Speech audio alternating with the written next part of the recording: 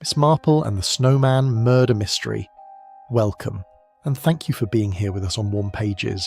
My name is Edward, your host, and it's always a joy to see our community gathered together. Tell me, what makes these mysteries special for you? Share in the comments, and don't forget to subscribe so you can join us for a new story each day. Now let's start tonight's mystery. Chapter 1. Snowfall over St Mary Mead. The morning after Christmas dawned cold and white over St Mary Mead, transforming the familiar village into something rather like a scene from a picture postcard. Miss Jane Marple stood at her sitting-room window, a cup of tea growing cool in her hand, watching the snow continue to fall in soft, persistent flakes. It had begun during the night, she knew, for she had heard the peculiar muffled silence that always accompanied a heavy snowfall when she had woken at 3 o'clock. Most unusual for this time of year, she murmured to herself, though there was no one to hear. We haven't had snow at Christmas since 1947. The village green, visible from her vantage point, lay beneath a smooth white blanket that concealed the worn grass and the muddy patches that had marked the autumn months. Already, despite the early hour, she could see the first stirrings of activity. Young Tommy Briggs, the postmaster's boy, was wading through the snow with that peculiar high-stepping gait children adopt in deep drifts, followed by his younger sister Molly, and several other village children whose voices carried faintly through the cold air. Miss Marple smiled. Children were always the first to appreciate snow properly. Adults merely complained about the inconvenience. She turned from the window as her maid, Faithful, entered with fresh toast. "Terrible weather, Miss Marple," Faithful announced with satisfaction. She was a woman who enjoyed having her predictions confirmed, and she had been prophesying snow since the evening of the 23rd. "The milk's late, and I doubt we'll see the butcher's boy at all today." "I expect not," Miss Marple agreed mildly, though the children seemed pleased enough. "Children," said Faithful darkly, "don't have to worry about keeping paths clear and fires burning." After breakfast, Miss Marple wrapped herself warmly and ventured out. The cold was intense, the kind that made one's breath visible and caused the snow to squeak underfoot. She had a particular destination in mind, the small chemist shop where she hoped to collect a prescription, but the route would take her past the green, and she was curious to see what the children were building. They had already made considerable progress. 3 snowmen stood in various stages of completion, and the children's voices rose in cheerful argument about which should be the tallest. Tommy Briggs, she noted, was directing operations with the natural authority of a boy of 12 who has definite ideas about how things should be done. "It's got to have a proper hat," he was insisting to Molly, "and a real scarf and buttons like a gentleman. Not just stones for eyes like an ordinary snowman." "We haven't got a hat," Molly pointed out practically. She was 10, a sensible child who resembled her mother. "I'll get one from home," Tommy declared. "Dad's got an old one in the shed. And Mum's got buttons she never uses." Miss Marple paused to watch them work, aware that she was smiling. There was something rather touching about children's determination to impose order and respectability on their snow creations. It reminded her of a case many years ago in the village of Much Benham, where a child's seemingly innocent game had revealed a most unpleasant truth about the household gardener. "Good morning, Miss Marple." The voice at her elbow made her turn. It was Mrs. Bantry, her old friend, bundled in an enormous fur coat that made her look rather like an amiable bear. "Dolly, I didn't hear you approach. The snow muffles everything, doesn't it?" "Rather eerie, I think. Arthur says it reminds him of that winter in 1947, when poor Mr. Henderson was found frozen in his own garden." "That was most unfortunate," Miss Marple agreed, though if I remember correctly, Mr. Henderson had been drinking rather heavily that evening. "Oh, quite. Still, one doesn't like to think of such things at Christmas." Mrs. Bantry gestured toward the children. "They're making rather a good job of it, aren't they? Tommy Briggs is quite the little architect." "He has his father's practical nature," Miss Marple observed, "though I fancy he's rather more imaginative." The 2 women watched for a moment longer. Then Mrs. Bantry said, "I suppose you heard about the stranger at the inn?" Miss Marple's eyes, faded blue but remarkably sharp, focused on her friend with sudden interest. "What stranger would that be?" A travelling salesman, apparently. Turned up 2 nights ago, just before the snow began. Mrs. Harper at the inn was telling me about it yesterday. Well, gossiping would be more accurate. She seemed rather flustered by the whole business. Indeed? In what way flustered? Mrs. Bantry considered. Difficult to say exactly. You know how Edith Harper can be, all smiles and efficiency usually, but yesterday she seemed distracted, kept twisting her handkerchief in her hands. I thought perhaps the Christmas rush had been too much for her. Perhaps, Miss Marple said thoughtfully. She knew Edith Harper by sight, naturally. In a village the size of St. Mary Mead, everyone knew everyone. But she had never had extensive dealings with the woman. The inn was a respectable establishment, nothing grand but clean and properly run. Mr. Robert Harper, the innkeeper, was a large, quiet man who had come to the village some 15 years ago with his young wife. They had a son, Miss Marple recalled, a boy a year or 2 younger than Tommy Briggs. Did Mrs. Harper mention the man's name? She asked. Evans, I believe. George Evans. Said he sold pharmaceuticals, to chemists and doctors. Apparently he was meant to move on yesterday, but the snow trapped him. How very inconvenient for him. Quite. Though I must say Mrs. Harper didn't seem entirely displeased by his continued presence. Or rather, Mrs. Bantry paused, trying to articulate something she had only sensed. It was odd, Jane. She seemed both nervous about him being there and yet, I don't know, it's probably nothing. Miss Marple said nothing, but she filed the observation away. In her long experience, when someone said, it's probably nothing, it very often turned out to be something indeed. They parted at the corner, Mrs. Bantry heading home to Gossington Hall, and Miss Marple continuing to the chemist's. The shop was warm and fragrant with the mingled scents of lavender water and camphor. Mr. Billings, the chemist, was serving Mrs. Price Ridley, who was complaining at length about the snow and its effect on her rheumatism. While she waited, Miss Marple's gaze wandered over the shop's contents. It was then that she noticed it, a small detail that seemed insignificant at the time, but would later prove rather important. On the counter, partially hidden beneath a stack of papers, was a leather briefcase with the initials GEE stamped in gold on its side. The travelling salesman's case, presumably. He must have called here as part of his business. Miss Marple collected her prescription and made her way home through the steadily falling snow. The children were still at work on their snowman, and Tommy's creation now sported a battered felt hat and a length of red woolen scarf. He stood back to admire his handiwork with evident pride. There, he announced to the world at large, a proper gentleman's snowman. Miss Marple smiled and continued on her way. She could not have known, as she settled into her chair by the fire that afternoon with her knitting, that before the day was out Tommy Briggs's cheerful creation would become the centre of a most disturbing mystery. Nor could she have known that the snow, which seemed such a charming addition to the Christmas season, was about to reveal itself as something rather more sinister. For snow, as Miss Marple sometimes reflected, could hide many things, and in a village like St. Mary Mead, where everyone knew everyone else's business, or thought they did, secrets had a way of emerging when least expected, rather like bodies buried in snowmen. Chapter 2. The Children's Discovery. The afternoon light was already beginning to fade when Miss Marple heard the commotion. She had been dozing slightly in her chair, her knitting idle in her lap, when the sound of raised voices and running feet penetrated her consciousness. It was not the cheerful shouting of children at play, but something sharper, more urgent. She rose and went to the window. The snow had finally stopped, leaving the village wrapped in that peculiar stillness that follows a heavy fall. But the stillness was broken now by a knot of people gathering near the green, and even from this distance she could see that something was amiss. Miss Marple reached for her warmest coat. By the time she arrived at the green, a small crowd had assembled. The constable, Police Constable Polk, was attempting to keep order, though his round face was flushed with excitement and what might have been anxiety.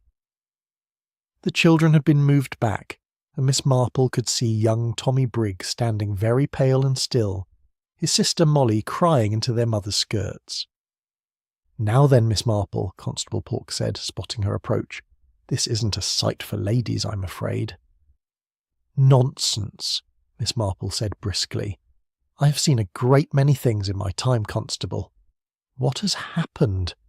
It was Mrs. Bantry who answered, appearing at Miss Marple's elbow with unusual swiftness. "It's dreadful, Jane. Quite dreadful. The snowman, Tommy's snowman, a cart went past and knocked it, and when it fell apart there was—" She broke off, pressing a handkerchief to her lips.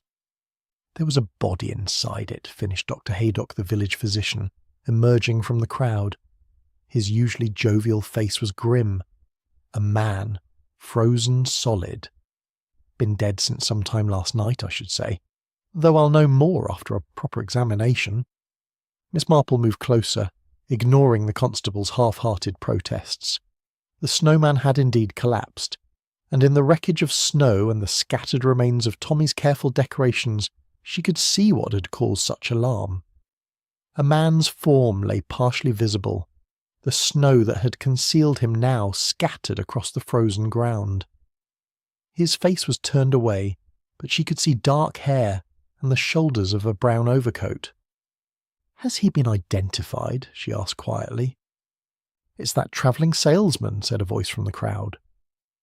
Miss Marple recognised Mr. Briggs, the postmaster, his arm around his son's shoulders. The one staying at the inn. Evans, his name was. George Evans. "You're certain?" "I saw him just yesterday afternoon," Mr. Briggs confirmed. "He came to the post office to send a telegram. Same coat, same build. I'd stake my reputation on it." Dr. Haydock nodded confirmation. "I've seen him about the village these past 2 days. It's Evans, all right." Miss Marple studied the scene with careful attention. The snowman had stood perhaps 6 feet tall, she estimated, and had been built with considerable skill. It would have required quite a lot of snow to construct it, and more importantly, it would have required time and effort to conceal a body within it. The snow had stopped falling around the midnight, she remembered. That meant the body must have been placed there either during the snowfall or shortly after it ended. "The children built the snowman yesterday afternoon," she said aloud. "Is that correct, Tommy?" The boy nodded, finding his voice with difficulty. "Yes, Miss Marple. Me and Molly and the others. We finished it just before tea time, and I went home to get the hat and scarf and buttons. When I came back, it was getting dark, so I just put them on quick and went home." "And this morning, when you came back?" "It looked just the same," Tommy said. "Exactly the same as I left it. I didn't touch it today. None of us did. We were building the other snowmen." So the body had been concealed after Tommy left yesterday evening, Miss Marple thought. Someone had carefully hollowed out the snowman, placed the body inside and rebuilt it so skillfully that even the children who had constructed it noticed nothing amiss. "That's a queer business," observed Mr. Briggs, echoing her thoughts. "To hide a body in a child's snowman. What sort of person does such a thing?" "Someone who needed to hide it quickly," Dr. Haydock said, "and someone who knew the green would be deserted after dark. In this weather, no one in their right mind would be out and about once the sun set." "Except the person who put him there," Miss Marple murmured. Constable Polk had produced a notebook and was making laborious notes. "I've sent word to Much Benham," he announced importantly. "They'll telephone through to the inspector at Market Lidford. I expect someone will be down by evening, weather permitting." Miss Marple stepped closer to the body, careful not to disturb anything. The constable started to object, but Dr. Haydock raised a hand. "Let her look, Polk." Miss Marple's got better eyes than most of us. She did look, methodically and without squeamishness.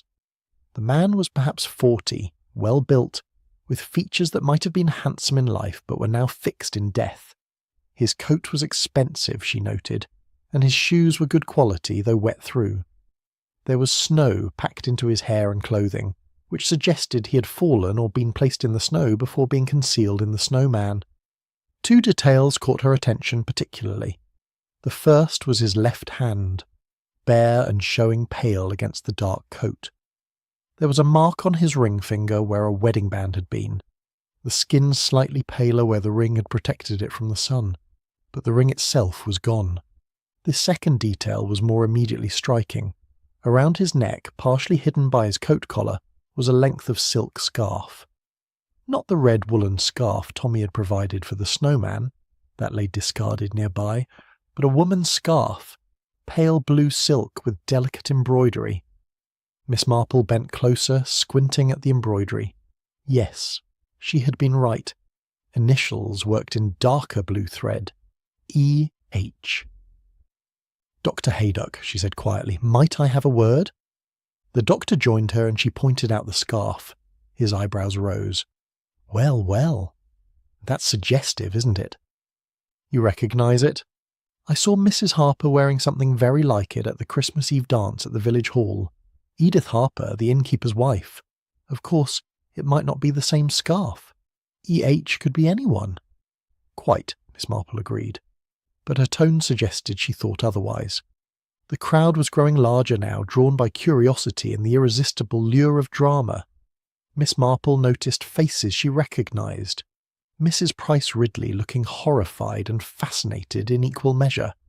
The vicar, Mr. Clement, approaching with his wife.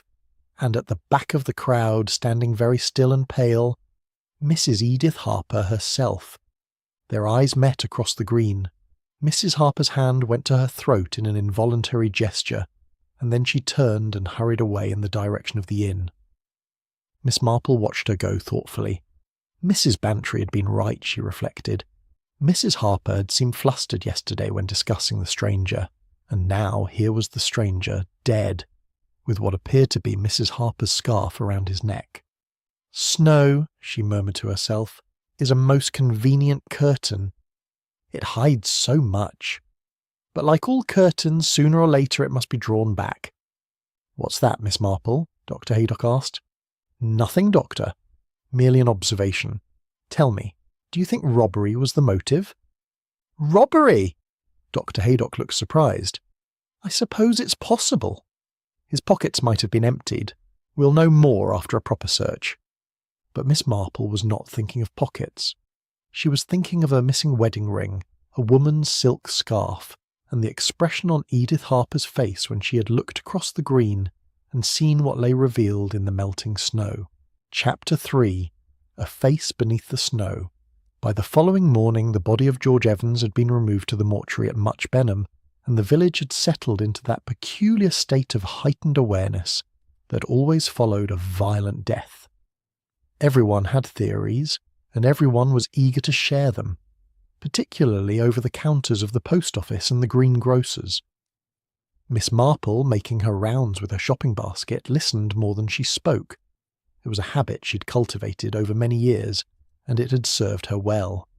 People told you a great deal, she had found, if you simply gave them the opportunity.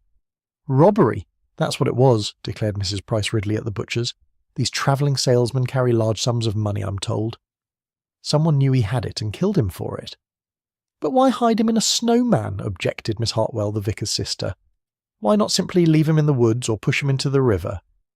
"The river's frozen," pointed out Mr. Bradley, the butcher, with the air of one contributing a vital clue. "Solid as stone it is." Miss Marple said nothing, but she noted that no one had yet mentioned the silk scarf. Constable Polk, it seemed, had been discreet about that particular detail. She wondered how long his discretion would last. She had just emerged from the greengrocer's when Dr. Haydock's car pulled up beside her. "Hop in, Miss Marple," he called. "I'm heading your way, and you'll want to hear the latest."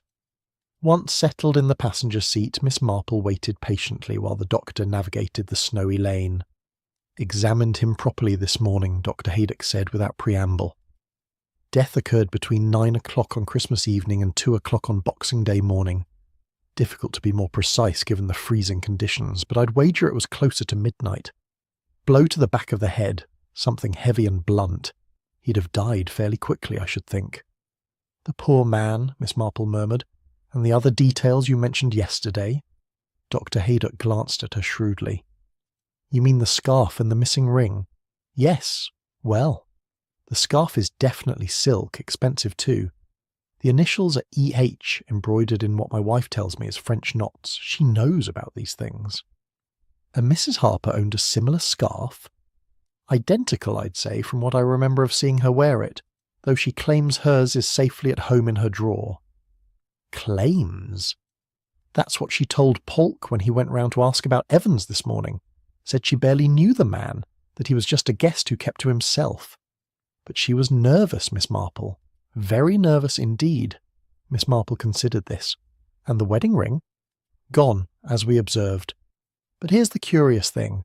There's a letter in his inside pocket, water damaged but still legible. It's addressed to a Mrs. G. Evans in Birmingham, written in what appears to be his own hand, never posted, obviously. In it he mentions that he'll be home by the new year and that he's sorting out an old matter that's been troubling him. An old matter, Miss Marple repeated thoughtfully. How very vague. Did he specify what sort of matter? No. But the tone of the letter was cheerful, even optimistic. Not the words of a man who expected to end up dead in a snowman. The doctor pulled up outside Miss Marple's cottage. Before she could alight, he added, "There's one more thing. When we searched his room at the inn, with Perk present, all official, we found his wallet intact with £40 in it. His watch was still on his wrist and his sample case was untouched. So if it was robbery, the thief was remarkably unsuccessful." Miss Marple nodded slowly. "Thank you, Doctor. You've given me a great deal to think about." After lunch, Miss Marple sat in her parlour with her knitting, but her needles moved slowly as her mind worked through what she knew. A married man, staying at the inn under his own name, carrying money that hadn't been stolen, killed by a blow to the head, and hidden in a snowman with a woman's scarf round his neck. And that woman, or at least the woman whose initials matched the scarf, was nervous and claiming no particular acquaintance with the dead man. It reminded her in some ways of the Larkin case in Lower Padbury, where a woman had claimed not to know a man who turned out to be her former fiancé. That had ended badly for everyone concerned. She was still pondering when Faithful announced a visitor. "It's young Mrs. Clement, Miss Marple. Says she hopes she's not disturbing you." Griselda Clement, the vicar's young wife, came in looking troubled. She was a pretty woman in her late 20s, with a refreshing directness of manner that Miss Marple appreciated. "I hope you don't mind my calling," Griselda began, settling into the offered chair. "But I've been thinking about yesterday, and there's something I feel I should mention. It may be nothing." "My dear," Miss Marple interrupted gently, "it is always better to mention things that may be nothing. So often they turn out to be something after all." Griselda smiled faintly. "You're very understanding. Well, it's this. On Christmas Eve I was returning from the village hall after helping to set up for the dance. It was quite late, perhaps 11 o'clock, and I took the path that runs behind the inn. I saw two people standing in the inn's back garden near the gate. They were talking, or rather, arguing in fierce whispers. One was definitely Mrs. Harper. I recognised her coat. And the other, a man. I couldn't see his face clearly in the darkness, but he was wearing a brown overcoat. He seemed agitated, gesturing with his hands. And then Mrs. Harper, well, she slapped him. Quite hard from the sound of it. I was so startled I stopped walking, and they must have heard me because they both looked in my direction. Then the man turned and walked rapidly away toward the front of the inn, and Mrs. Harper hurried inside. Did you recognise the man? Not at the time. But this morning when they were describing Mr. Evans at the post office, I suddenly remembered his brown overcoat. I saw him wearing it when he came to church on Christmas morning. I'm almost certain it was the same coat the man in the garden was wearing. Miss Marple's needles had stopped moving entirely.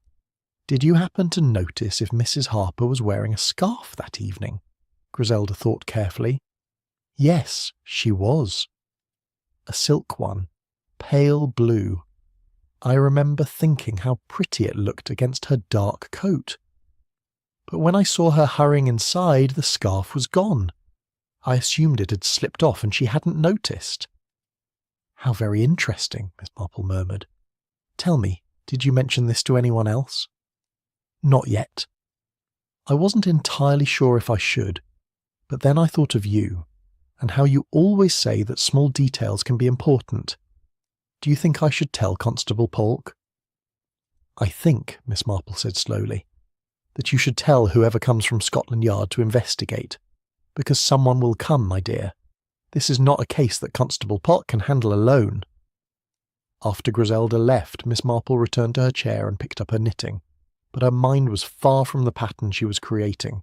A quarrel on Christmas Eve, a slap, a scarf that went missing, and less than 2 hours later a man lying dead in the snow. Curious, she murmured to herself, how a single thread can pull apart a whole pattern. Chapter 4. The Stranger's Scarf. The inspector from Scotland Yard arrived on the afternoon of the 28th, driven down from London in a police car that negotiated the icy roads with considerable difficulty. His name was Craddock, and Miss Marple, observing him from her window as he passed on his way to the inn, noted that he was younger than she had expected, perhaps 35, with an intelligent face, and the kind of alert bearing that suggested he would not be easily fooled. She was therefore not entirely surprised when, later that same afternoon, he appeared at her door in the company of Constable Polk. "Inspector Craddock, Miss Marple," Polk announced with evident pride at being associated with such an important personage. "He's heard you were one of the first on the scene, and he'd like to ask you a few questions, if you don't mind." "Not at all," Miss Marple said, leading them into her sitting room, "though I'm afraid I may have very little to tell you that you don't already know." Craddock smiled slightly. "In my experience, Miss Marple, witnesses who claim to know very little often turn out to be remarkably observant. Dr. Haydock speaks very highly of your powers of observation. Dr. Haydock is very kind." Once they were settled with tea, which the inspector accepted gratefully, Craddock consulted his notebook. "I understand you were present when the body was discovered. Could you describe what you observed?" Miss Marple recounted the scene carefully, omitting nothing. The inspector listened without interruption, making occasional notes. When she mentioned the silk scarf with the initials E.H., he looked up sharply. "You're certain of the initials?" "Quite certain. I have done a great deal of embroidery in my time, Inspector. One recognises the work.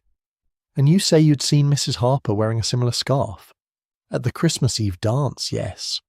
Though I believe Mrs. Clement can give you a more detailed account of that particular evening." Craddock's eyes narrowed slightly. "Mrs. Clement, the vicar's wife, she called on me yesterday with some information she felt might be relevant. I advised her to speak with you when you arrived." "I see. And what was the nature of this information?" Miss Marple hesitated delicately. "I think it would be better if you heard it from Mrs. Clement herself, Inspector.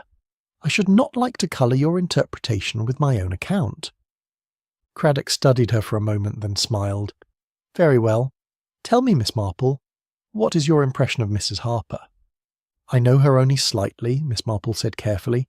"She came to the village as a young bride some 15 years ago. Her husband had purchased the inn, and they have run it together since then.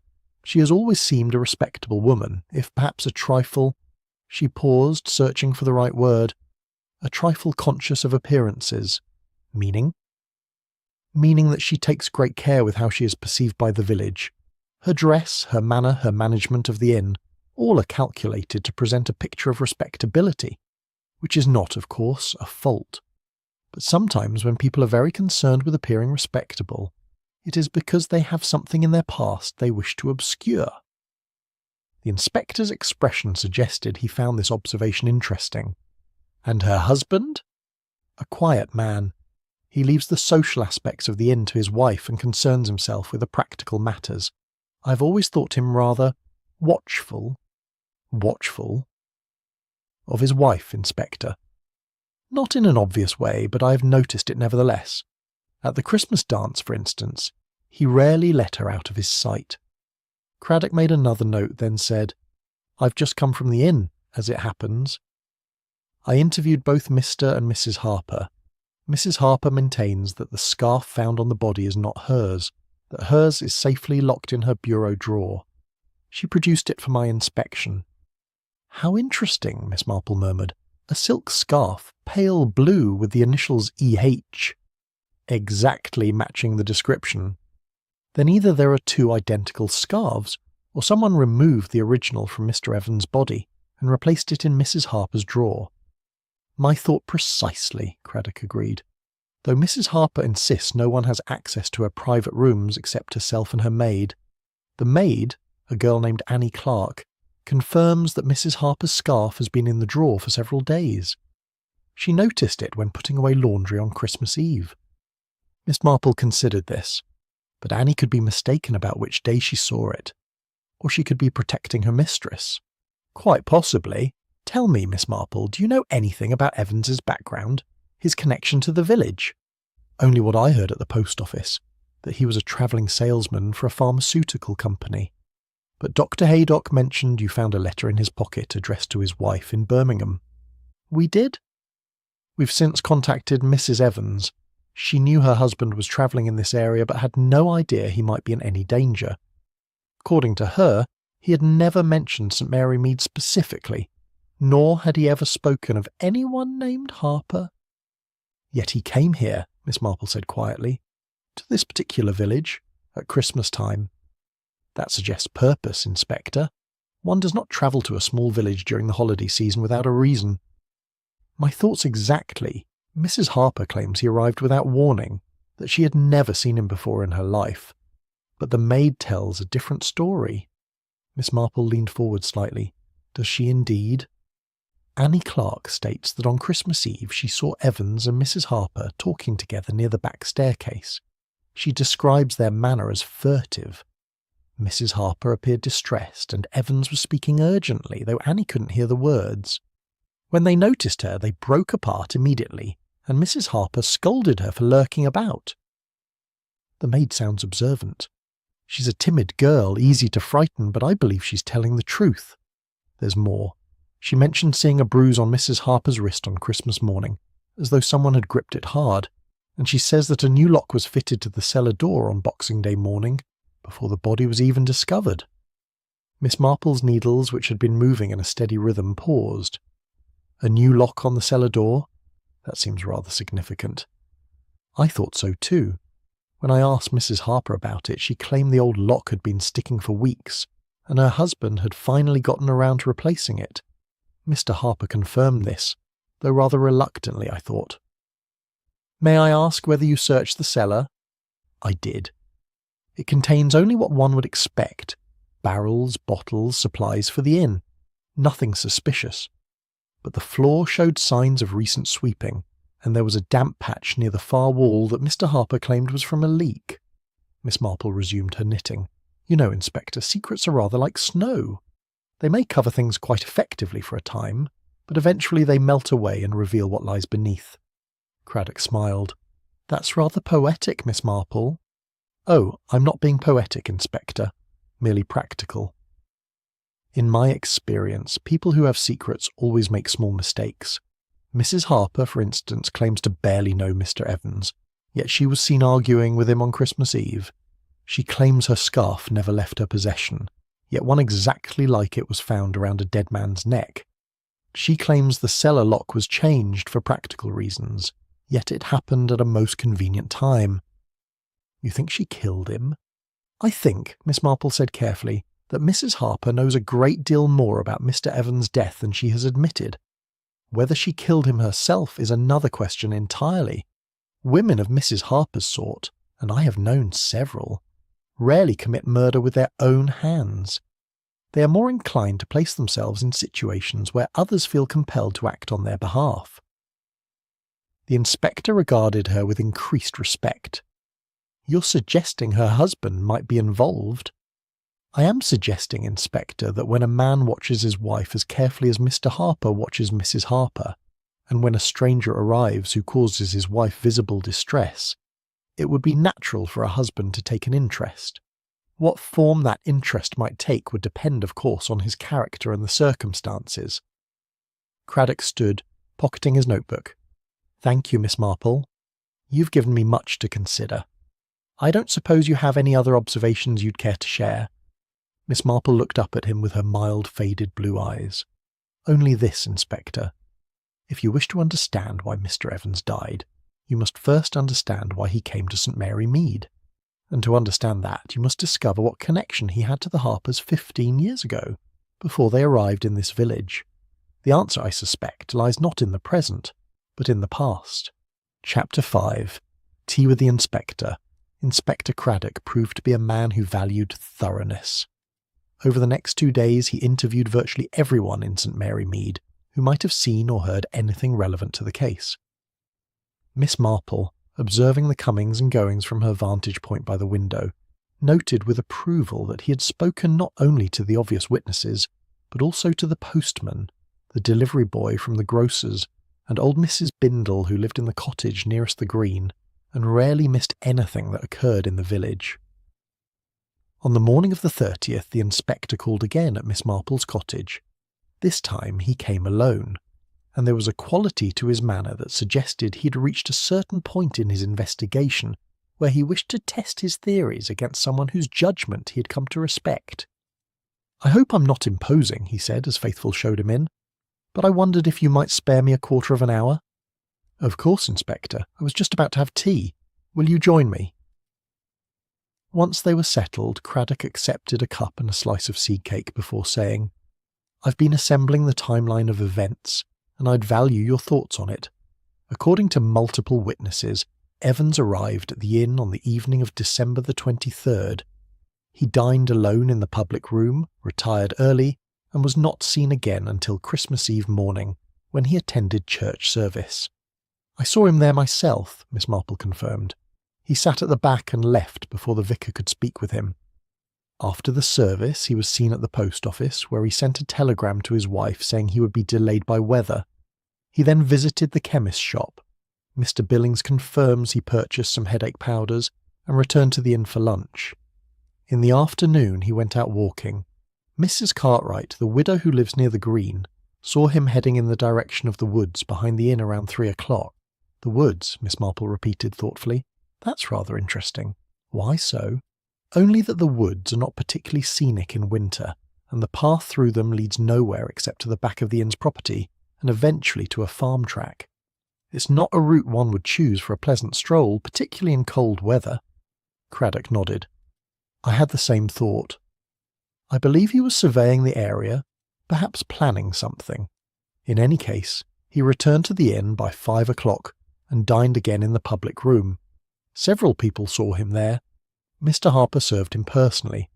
According to the other guests, there was no obvious tension between them. What happened after dinner?" This is where matters become less clear. Evans went to his room around 9 o'clock. Mrs. Clement saw him with Mrs. Harper in the back garden around 11, having what appeared to be a heated argument. After that, no one admits to seeing him alive. Miss Marple sipped her tea. "You say no one admits to seeing him. Do you believe someone did see him but is not acknowledging it?" "I'm certain of it," Craddock said. "Consider the logistics, Miss Marple. Evans was killed, according to Dr. Haydock, between 9 o'clock Christmas Eve and 2 o'clock Christmas morning. His body was then concealed in a snowman on the green. That snowman had been built by children earlier in the day and left complete except for decoration. Someone had to hollow it out sufficiently to hide a body, place Evans inside, and rebuild it so carefully that no one noticed anything amiss." "That would require considerable time," Miss Marple observed, "and strength." "Exactly. And it would need to be done in complete darkness, in freezing temperatures, with the risk of being observed from any of the houses surrounding the green. It suggests either remarkable boldness or remarkable desperation. Or perhaps both." Craddock set down his cup and leaned forward. "Here's what troubles me most. The body was found within easy walking distance of the inn. If the killer's motive was robbery, why not leave the body in the woods, or in the river, as Miss Hartwell suggested? Why go to such elaborate lengths to hide it in a snowman that children would inevitably discover?" Miss Marple's needles moved steadily.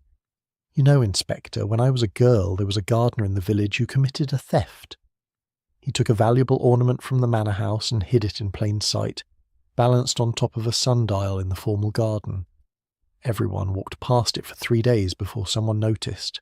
His reasoning, when he was caught, was quite simple. He said that people look at what they expect to see and ignore what seems impossible." "You're suggesting the killer chose the snowman precisely because it was so obvious?" "I'm suggesting that the killer may have been counting on the fact that no one would think to look inside a child's snowman. It was audacious, yes, but it was also clever. Had the cart not knocked it over by accident, the body might have remained hidden until the thaw. By then, any evidence would have been considerably degraded. Craddock considered this. That assumes the killer intended the body to be found eventually, but why not simply ensure it was never found at all? Perhaps because the killer wanted it found, but not immediately. Or perhaps the Snowman was never meant to be a permanent hiding place at all, merely a temporary one until a better solution could be arranged. The snow continued to fall Christmas night, did it not? By morning, any tracks leading to and from the green would have been covered. They were, Craddock confirmed. We found nothing useful in that regard. Miss Marple paused in her knitting. Inspector, you mentioned that Evans's wallet was intact, his watch was not taken, and his sample case remained undisturbed. That rather rules out common robbery as a motive, does it not? It does. Which brings us to the more personal motives. Jealousy, revenge, the protection of secrets. I've made inquiries into Evans's background. He was a respectable man by all accounts, married for 12 years, no children. His employer describes him as reliable and honest. His wife knew nothing of any troubles or enemies. And yet someone killed him, Miss Marple said quietly. Someone who knew him well enough to lure him out of the inn after dark, or who encountered him by arrangement. Someone who struck him from behind with sufficient force to kill him. That suggests anger, Inspector, or fear. Perhaps both. I agree. And the scarf around his neck, that's personal too. It's as though the killer wanted to leave a message. Or perhaps, Miss Marple suggested, the scarf was already there for a different reason, and the killer simply left it in place. Mrs. Harper claimed she slapped Evans during their argument. Perhaps the scarf was connected to that encounter somehow. Craddock looked at her sharply. You think Mrs. Harper gave him the scarf? I think it's a possibility worth considering. Scarves are often given as tokens of affection, or they can be left behind accidentally. In any case, the presence of that particular scarf around Evans's neck suggests a connection between them that Mrs. Harper has been reluctant to acknowledge. The inspector rose to leave. You've given me much to think about, Miss Marple. I'm returning to London this evening to make further inquiries, but I'll be back tomorrow. In the meantime, if you should happen to notice anything else, I shall certainly let you know, Inspector. After he left, Miss Marple sat for a long time, her knitting idle in her lap. Thieves rarely hide their victims where children play, she had told the inspector. But what she had not said, what she was only beginning to suspect, was that this murder had very little to do with where the body was hidden, and everything to do with why George Evans had come to St. Mary Mead in the first place. The answer lay in the past, she was convinced of it. And in a village like St. Mary Mead, the past had a way of catching up with people, no matter how carefully they tried to bury it. Rather like bodies in the snow. Chapter 6. The Widow's Garden Path. The last day of December dawned grey and considerably warmer. Miss Marple, observing the icicles beginning to drip from her eaves, reflected that the thaw had come sooner than expected. It would make things easier for the inspector's investigation in some ways, and more difficult in others. Snow, after all, had a way of preserving evidence as well as concealing it. She had planned to spend the morning quietly at home, but shortly after breakfast she received an unexpected visitor. It was Miss Hartnell, the vicar's sister, looking unusually animated. "My dear Miss Marple, I've just come from the vicarage, and Griselda told me the most extraordinary thing. Mrs. Cartwright, you know, the widow who lives in Meadow Cottage by the Green, has been telling everyone that she saw something suspicious on Christmas morning. But when Constable Polk went to speak with her, she became quite flustered and claimed she couldn't remember clearly." "How very interesting," Miss Marple said. "Did Mrs. Clement mention what it was that Mrs. Cartwright thought she saw?" "A shadow in the snow," she called it, "around dawn. But when pressed for details, she became vague. Griselda thinks the poor woman is frightened of being thought foolish, or perhaps of getting involved in something unpleasant." Miss Marple considered this carefully. Mrs. Cartwright was a nervous woman, a widow of some 5 years whose husband had left her comfortably provided for but socially isolated. She rarely ventured out except to church and kept very much to herself, but her cottage commanded an excellent view of the green, and if she had seen something it might prove valuable. "I think," Miss Marple said, "that I shall pay Mrs. Cartwright a visit. She and I have never been particularly acquainted, but I have been meaning to call. One should make an effort with neighbours, don't you think?" An hour later, armed with a basket containing a jar of her own strawberry preserve and some shortbread biscuits Faithful had baked, Miss Marple made her way to Meadow Cottage. The path was treacherous with melting snow, and she picked her way carefully, her sharp eyes noting the various tracks that crossed and recrossed the lane. Mrs. Cartwright answered the door herself, and her expression upon seeing Miss Marple suggested both surprise and wariness. "Miss Marple, I wasn't expecting visitors." "I hope I'm not intruding," Miss Marple said warmly. "I realise that we've been neighbours for all these years and I've never properly called. I thought perhaps we might have a cup of tea together if you're not too busy." It would have been difficult for Mrs. Cartwright to refuse without obvious rudeness. She stepped aside and Miss Marple entered the small, neat sitting room. Everything was precisely arranged, from the antimacassars on the chairs to the china dogs on the mantelpiece. It was the room of someone who found comfort in order and routine. Over tea, Miss Marple employed the conversational tactics she had perfected over many decades. She spoke of village matters, of the weather, of the upcoming new year, and gradually steered the conversation toward the recent tragedy. "Such a dreadful business with that poor man," she said, shaking her head. "And to think it happened so close to your cottage. You must have been quite distressed when you heard." Mrs. Cartwright's cup rattled slightly in its saucer. It was horrible. Simply horrible. Those poor children finding him like that. Indeed. Though I suppose if anyone might have noticed something unusual, it would be you, with your cottage so well positioned. I imagine you have quite a clear view of the green. "Yes, that is." Mrs. Cartwright set down her cup. "Miss Marple, I did see something, on Christmas morning, but when that constable came round, I couldn't seem to explain it properly.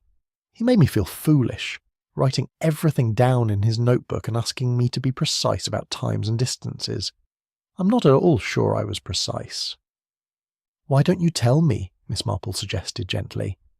"I promise not to make you feel foolish, and sometimes it helps to talk these things through with someone who isn't official." Mrs. Cartwright hesitated, then said in a rush, "I was awake very early on Christmas morning. I often am. I don't sleep well since Mr. Cartwright passed. It was still quite dark, but there was that peculiar grey light you get when there's snow.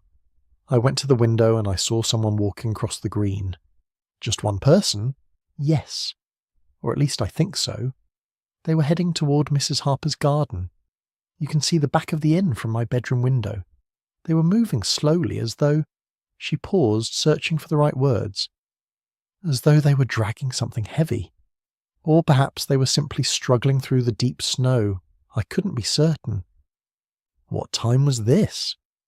"Shortly before 6 o'clock. I remember because I heard the church clock strike the hour just as the figure disappeared behind the hedge that borders the inn's garden."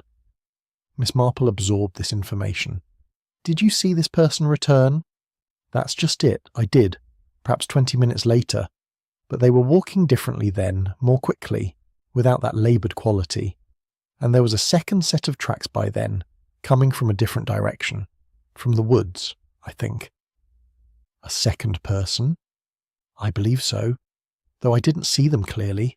I only noticed that there seemed to be more disturbance in the snow, more tracks crossing each other." Miss Marple rose and moved to the window. From here she could indeed see the back of the inn quite clearly, and beyond it the dark line of woods. "Mrs. Cartwright, would you mind if I took a brief look at your back garden? I'm curious about the view from different vantage points." They went outside, where Miss Marple studied the layout carefully. The garden path led from the cottage toward a small gate that opened onto a lane running behind the properties.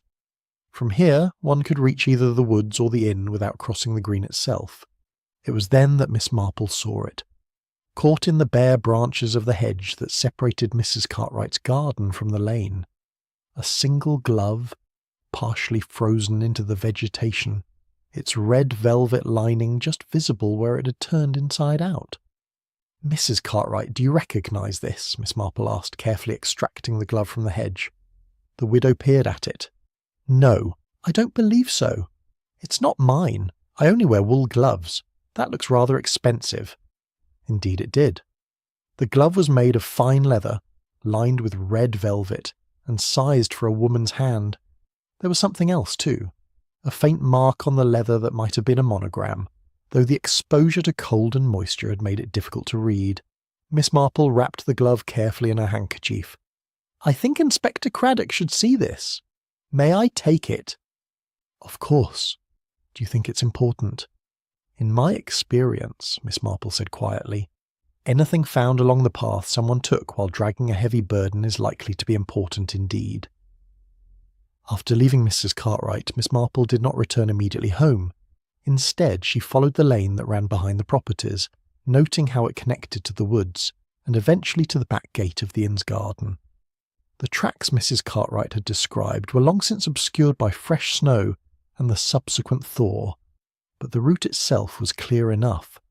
Someone had carried or dragged George Evans' body from the inn to the green, using this back route to avoid being seen from the main road. They had lost a glove in the process, a costly oversight that might well prove their undoing. Miss Marple thought of the various women in the case. Mrs. Harper, with her silk scarves and careful respectability. The maid, Annie Clark, who had witnessed the Christmas Eve argument. Even young Mrs. Clement, who had reported seeing the quarrel in the garden. Which of them, she wondered, had dropped a red velvet-lined glove while helping to conceal a murder? Chapter 7. Footprints to the Woods. Inspector Craddock returned to St. Mary Mead on the afternoon of the 31st, and Miss Marple was waiting for him. She had sent word through Constable Polk that she had discovered something that might prove significant, and the inspector arrived at her cottage within an hour of receiving the message. You found something? He asked without preamble once they were settled in her sitting room. Miss Marple produced the glove, still wrapped in her handkerchief. I found this caught in the hedge behind Mrs. Cartwright's cottage.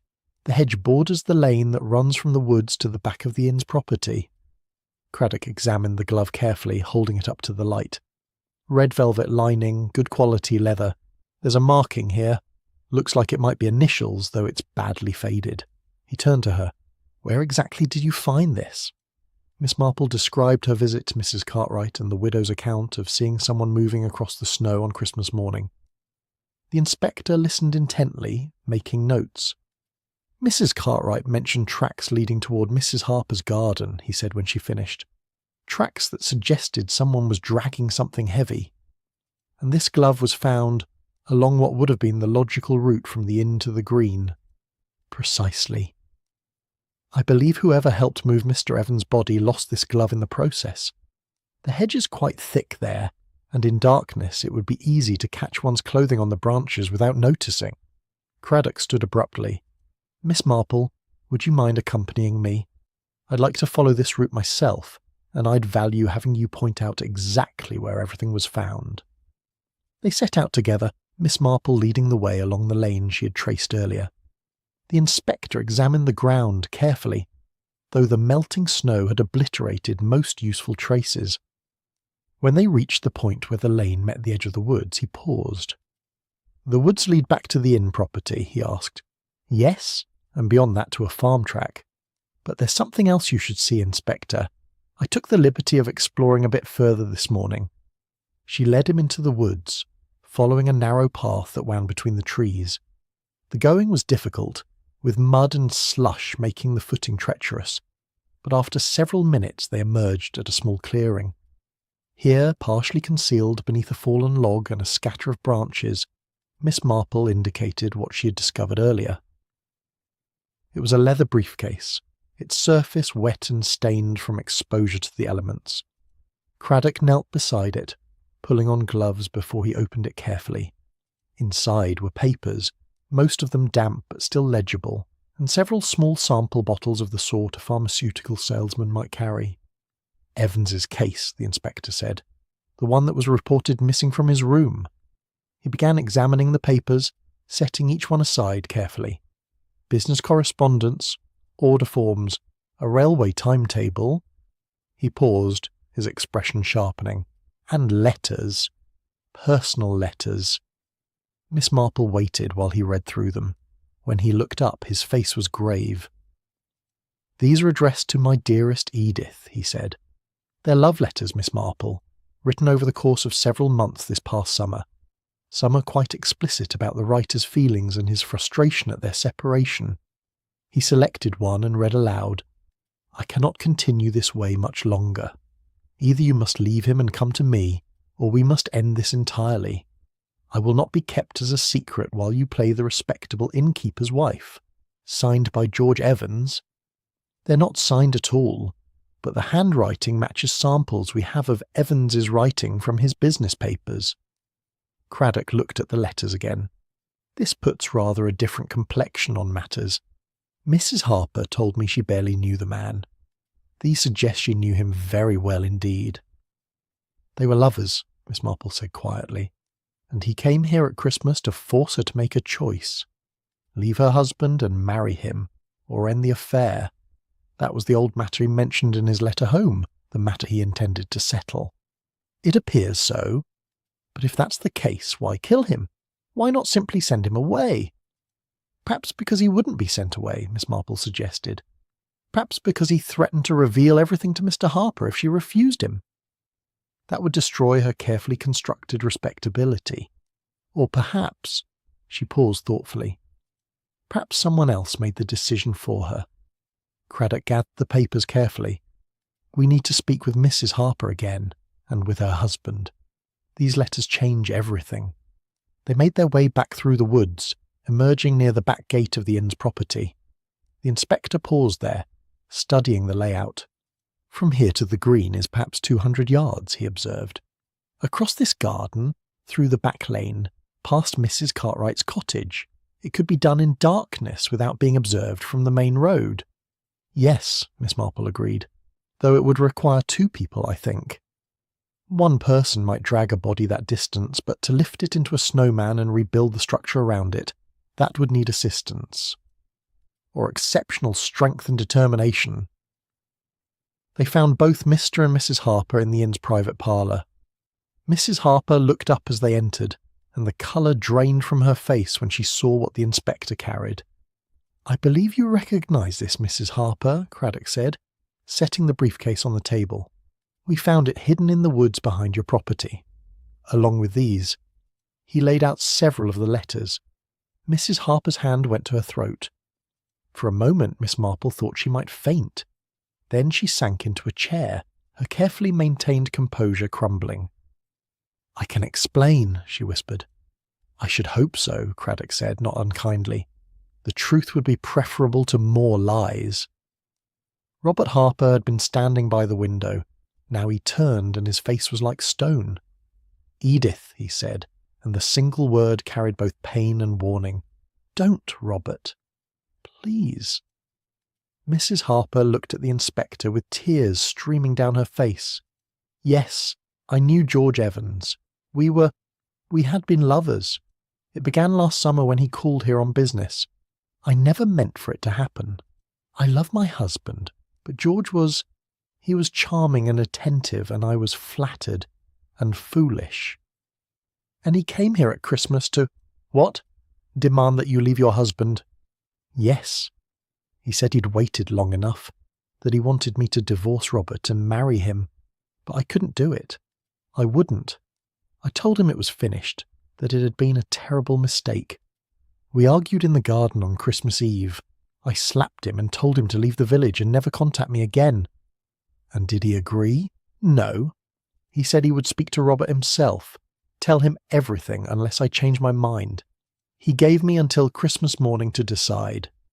"And what happened on Christmas morning?" Craddock's voice was gentle but inexorable. Mrs. Harper shook her head. "I don't know. I never saw him again after that night in the garden. I swear it. When I heard he was dead, I was shocked, horrified, but I was also—" She stopped. "Relieved," Miss Marple supplied quietly. Mrs. Harper nodded miserably. "Yes. God forgive me, but yes. I thought my secret was safe, that no one would ever know." "But someone did know," Craddock said. "Someone who heard or saw enough to understand what was happening. Someone who decided to solve the problem permanently." The inspector's gaze moved to Robert Harper, who stood silent by the window, staring out at the melting snow. Chapter 8. The Missing Photograph. The interview with the Harpers concluded with Mrs. Harper in tears, and her husband maintaining a stony silence that spoke volumes. Inspector Craddock had not arrested either of them, but he had made it clear that they were not to leave the village, and that further questions would follow. As Miss Marple walked home through the damp twilight, her mind worked methodically through what had been revealed. Mrs. Harper had admitted to the affair and to the argument in the garden, but she insisted she had not seen Evans after that Christmas Eve encounter. Her husband had said nothing at all, which was perhaps more damning than any protestation of innocence might have been. But there was something that troubled Miss Marple, something that didn't quite fit. She had observed both Harpers carefully during the interview, and while Mrs. Harper had displayed the guilt and fear one might expect, her husband's reaction had been different. Not the rage of a man confronting his wife's infidelity for the first time, but something more complex, grief, perhaps, and resignation, and a kind of weary acceptance, as though he had known about the affair all along. The following morning brought the first day of the new year, though there was little festive spirit in St. Mary Mead. The village seemed subdued, waiting for the other shoe to drop. Miss Marple attended the morning service at church and noted that neither of the Harpers was present. The vicar's sermon was about forgiveness and redemption, which she thought rather tactful under the circumstances. After church, she found herself walking past the inn, ostensibly on her way to the post office, but in reality acting on an impulse she didn't quite understand. It was then that she encountered Annie Clark, the maid, hurrying out of the side entrance with her coat pulled tight and her face red from crying. "Annie, my dear," Miss Marple said gently, "are you quite all right?" The girl jumped, clearly startled. "Oh, Miss Marple, I'm sorry, I didn't see you." "You seem distressed. Has something happened?" Annie glanced back at the inn, then said in a low voice, "I can't talk here, miss, but if you're going to the post office, might I walk with you? I've got to post a letter for my mother." They walked in silence for a few moments before Annie said, "It's all coming apart, miss. Everything. The inn, the family, all of it. Mrs. Harper hasn't stopped crying since yesterday, and Mr. Harper won't speak to anyone. And now—" She stopped, biting her lip. "Now?" Miss Marple prompted gently. "Now Mrs. Harper's asked me to pack her things. She's leaving, miss. Going to her sister in Devon. She says she can't stay here, not with everyone knowing." "I see. And Mr. Harper? He's not stopping her. That's what's so queer about it. He just sits in the parlour staring at nothing. It's like he's given up." They had reached the post office. Annie posted her letter, and they stepped outside again. Miss Marple said, "Annie, when you spoke to Inspector Craddock, you mentioned seeing Mrs. Harper and Mr. Evans talking on the back staircase on Christmas Eve. Did you tell him everything you observed?" Annie hesitated, then shook her head. "Not everything. I was afraid, miss. Afraid of losing my position, of being thought nosy." "But you think it might be important now?" "I don't know. Maybe. It's just— there was something else. After I saw them talking, after Mrs. Harper scolded me for lurking, I went back to my room. But I couldn't sleep, so I looked out my window. My room's at the back, you see, overlooking the garden. And I saw—" She paused, gathering courage. "I saw Mr. Harper. He was standing in the shadows near the back gate, and he was watching them. Watching his wife and Mr. Evans arguing in the garden." Miss Marple felt a chill that had nothing to do with the cold air. "You're certain it was Mr. Harper?" "Quite certain. I'd know his shape anywhere. And when Mrs. Harper came back inside after the argument, he was still there, just standing in the darkness, watching." After Annie left, Miss Marple stood for a moment thinking. Then, on impulse, she made her way back to the inn. She had a pretext ready.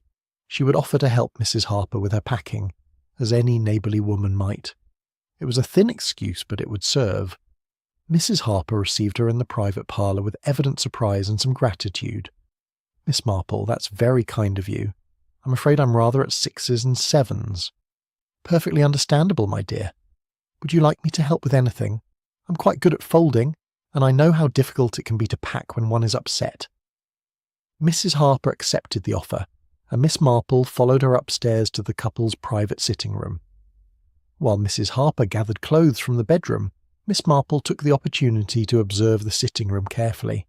It was a comfortable space, tastefully furnished with pieces that suggested modest prosperity. There were photographs on the walls, wedding pictures, a portrait of a young boy who must be their son, away at school. And on the mantelpiece Miss Marple noticed something peculiar. An empty picture frame stood among the other photographs, its backing intact but no photograph inside. "Mrs. Harper," she called, keeping her voice casual, "I noticed this empty frame on the mantel. Have you removed a photograph recently?" Mrs. Harper appeared in the doorway, her arms full of folded linens. When she saw what Miss Marple was indicating, her face went pale. That is, it fell and the glass broke. I haven't had time to replace it."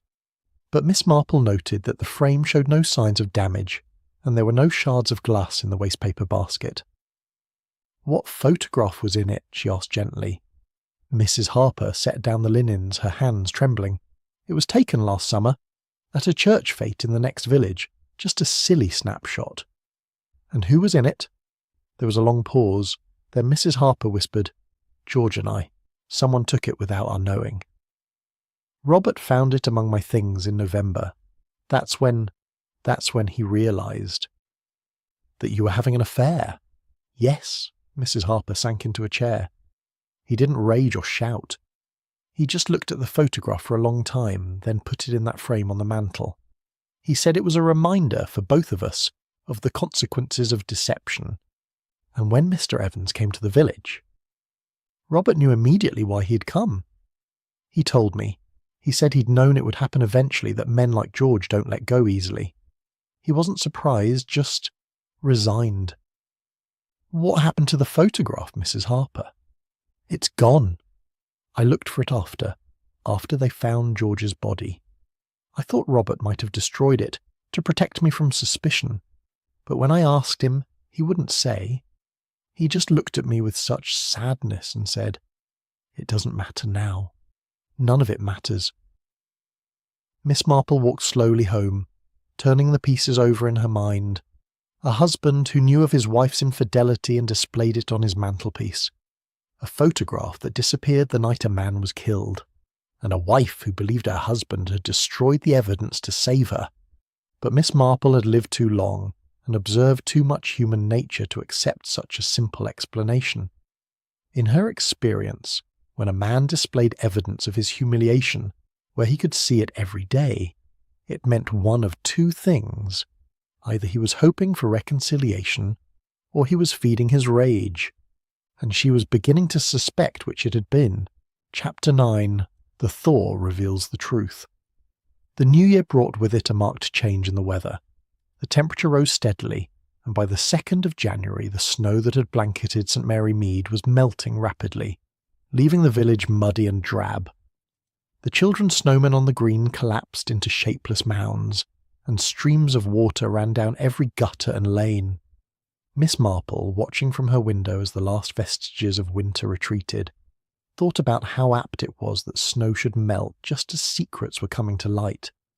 Both, after all, were temporary coverings that obscured the true nature of what lay beneath.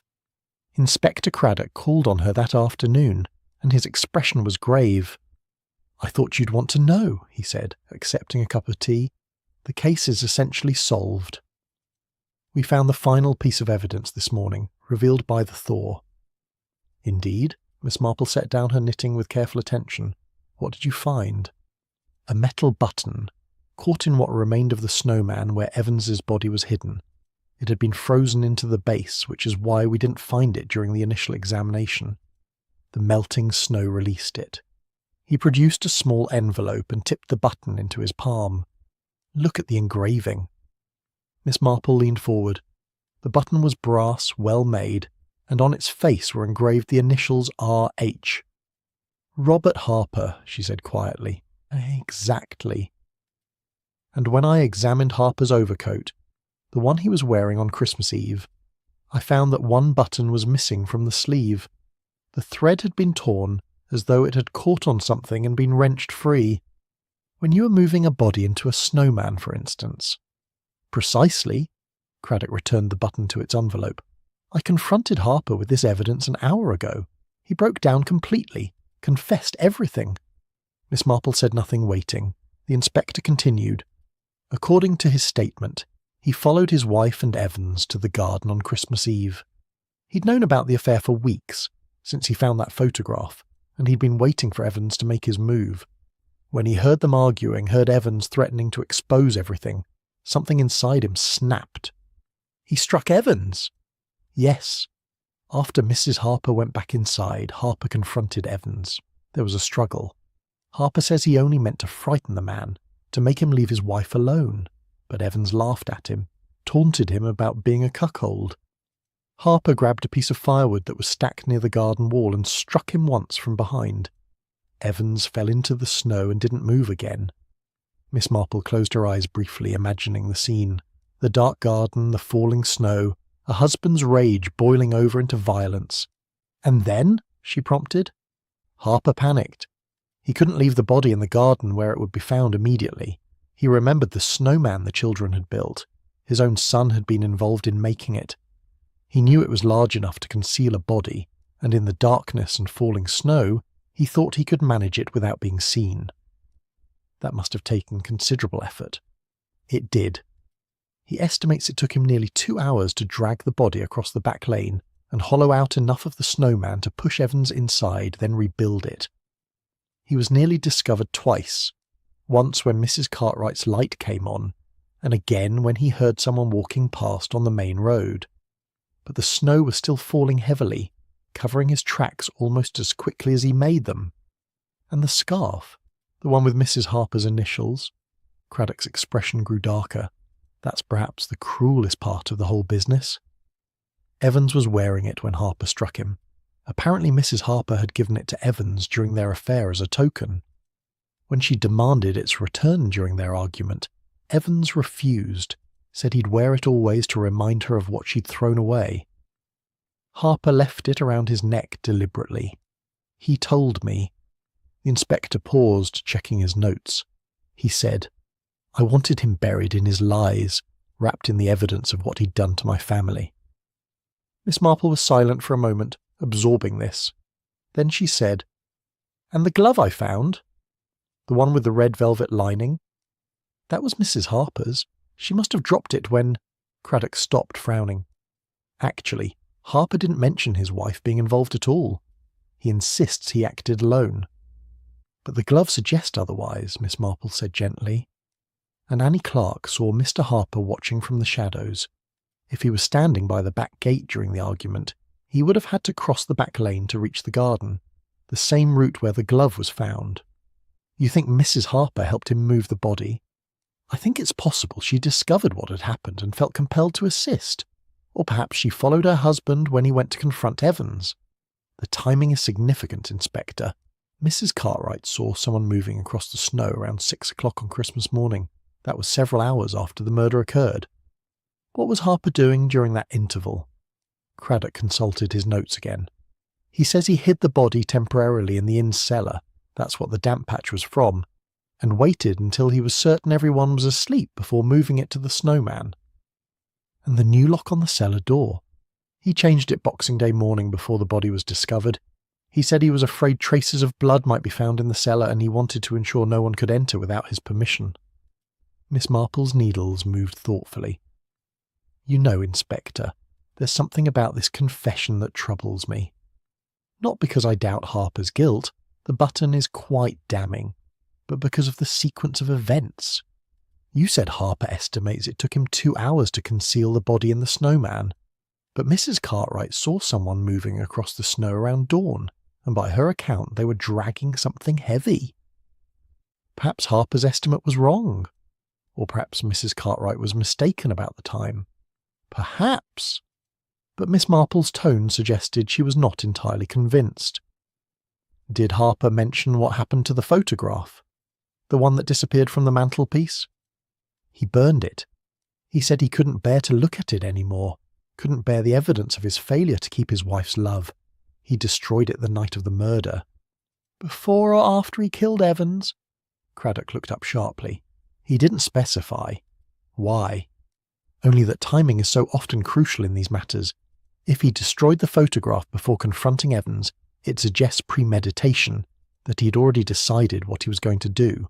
If he destroyed it afterward, it was more likely a crime of passion, as he claims. The inspector made a note. I'll clarify that point. Is there anything else that troubles you about his confession? Miss Marple hesitated, then said carefully, Inspector, in my long experience of human nature, I have observed that people who commit murder in a rage rarely think to hide the body so elaborately. They panic, certainly, but their panic usually leads to clumsy concealment or flight, not the careful, methodical work of hollowing out a snowman and rebuilding it perfectly. That requires a certain coldness of temperament, a certain calculation. You're suggesting Harper is lying about it being unpremeditated. I'm suggesting, Miss Marple said, that you should perhaps ask him about the days leading up to Christmas Eve. Ask him what he did when he first discovered the photograph. Ask him if he made any preparations, any plans, because I suspect you may find that this murder was less spontaneous than it appears. Craddock stood, pocketing his notebook. You're a remarkable woman, Miss Marple. I'll follow up on those questions, though I must say, we have quite enough evidence to secure a conviction. The button alone would likely be sufficient. Oh, I don't doubt you have enough evidence, Miss Marple agreed. I simply wonder if you have the complete truth. And in matters of murder, completeness is rather important, don't you think? After the inspector left, Miss Marple sat for a long time, her knitting idle in her lap. Outside, the last patches of snow melted into the grass, leaving only muddy earth and the faint outline of where the snowman had stood.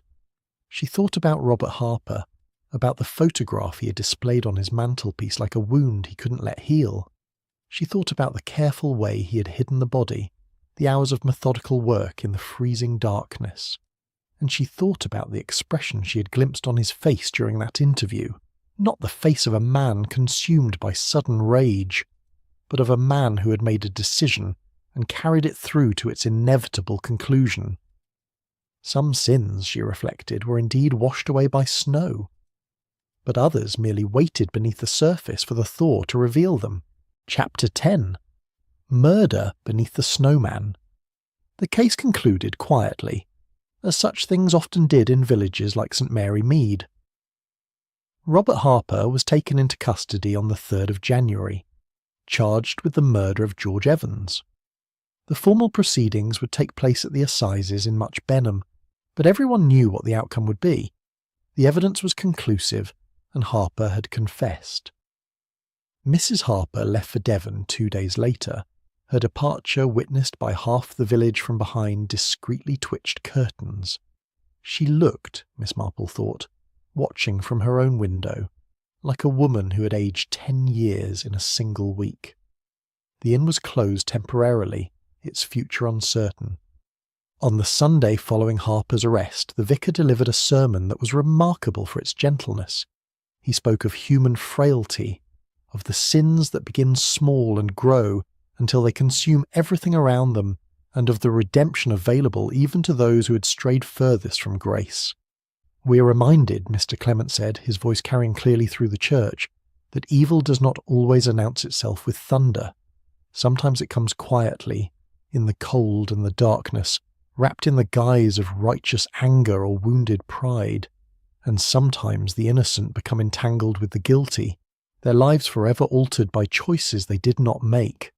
After the service, Miss Marple walked home with Mrs. Bantry, who had been uncharacteristically subdued throughout. "It's all so dreadfully sad," Mrs. Bantry said as they paused at the corner near the green. "That poor man, whatever his faults, didn't deserve to die. And the Harpers, their lives completely destroyed. And for what? Pride? Jealousy?" "For all of those things," Miss Marple said quietly. "And perhaps for love, in its most twisted form. Robert Harper loved his wife, you see. Loved her enough to display evidence of her betrayal where he would see it every day, loved her enough to destroy the man who threatened to take her away, and loved her enough to confess to spare her any involvement in the consequences." "You think she helped him?" I think she discovered what he had done and made the choice to stand by him. The glove suggests as much, but Harper will never admit that, and she will never confirm it. Some secrets, Dolly, are kept even after the truth comes out. They walked on in silence until Mrs. Bantry said, "Do you think he planned it? Harper, I mean. Or was it truly a crime of passion as he claims?" Miss Marple considered her answer carefully. "I think he knew, from the moment he found that photograph, that matters would come to a head. I think he understood that George Evans would eventually come for his wife, and I think he made certain preparations. Whether he consciously planned murder is perhaps a question only he can answer. But the methodical way he concealed the body suggests a mind capable of thinking clearly even under extreme stress." "How horrible!" "Yes," Miss Marple agreed, though I confess to a certain sympathy for him, despite everything. He was a man who had built a life, a respectable position, only to discover it was founded on his wife's affection, which proved less durable than he had believed. When George Evans arrived to claim what he thought was his, Harper saw everything he valued slipping away, and so he acted to preserve it, in the only way he could imagine. Mrs. Bantry shuddered. "I don't think I could ever understand that kind of desperation." "I hope you never have cause to, my dear." That evening, Miss Marple sat in her accustomed chair by the fire, her knitting in her lap. The house was quiet, and outside the winter darkness had settled over the village. She thought about the case, about all the small observations and deductions that had led to the truth. A silk scarf with embroidered initials, a missing wedding ring, a photograph displayed and then destroyed, a glove caught in a hedge, a button frozen in snow.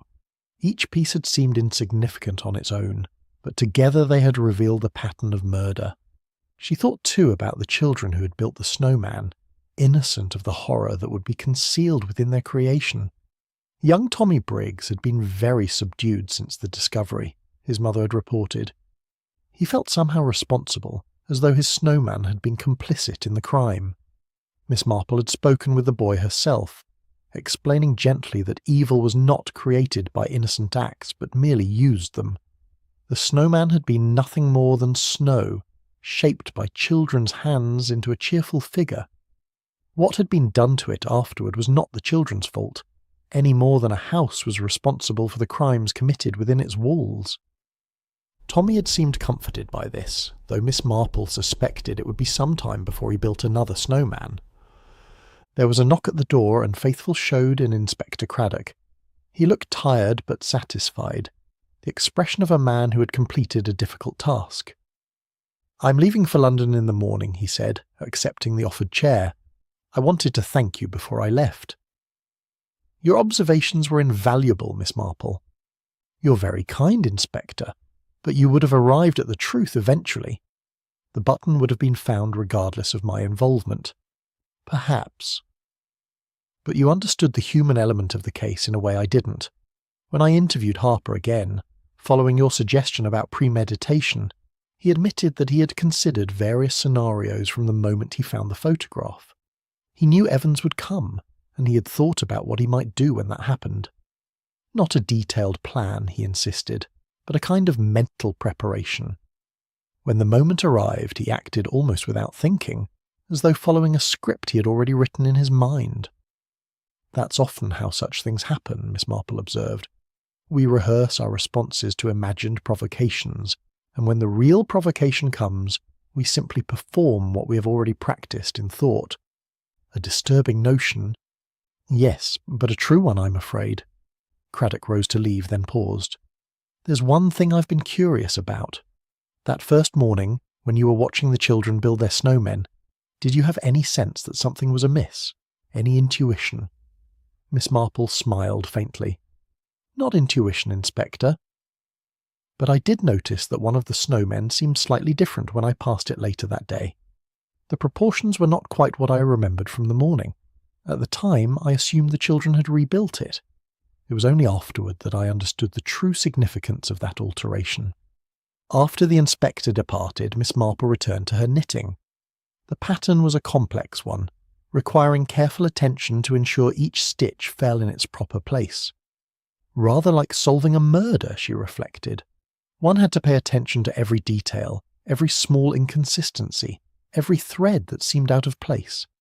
The fire crackled softly, and outside the village lay quiet under a clear cold sky. The snow was gone now, melted away as though it had never been. But its legacy remained in the lives it had touched and the secrets it had briefly concealed. Miss Marple thought of the vicar's sermon, of sins washed away by snow but never by silence. Robert Harper had broken his silence, confessed his crime, and would face the consequences. His wife would live with the knowledge of what love had driven her husband to do, and the village would remember, as villages always did, the Christmas when a child's innocent snowman became a tomb. There is always something rather terrible, Miss Marple murmured to herself, her needles moving steadily, about innocence mixed with horror, a snowman, a child's laughter, and a corpse beneath. It reminds us that evil does not arrive with thunder, but with frost, quietly covering what it wishes to hide until the inevitable thaw reveals all. Outside, the green lay empty in the darkness, and where the snowman had stood, only frozen earth remained. But spring would come eventually, as it always did, bringing new growth to cover old scars. The village would heal, the children would play again, and life would continue its inexorable pattern. Such was the way of things in St. Mary Mead, but even murder could not long disturb the essential rhythm of village life, and where an elderly lady with keen eyes and busy needles would continue to observe human nature in all its complexity, understanding that beneath the most respectable surfaces, the capacity for both great love and great evil lay waiting, like a body buried in snow,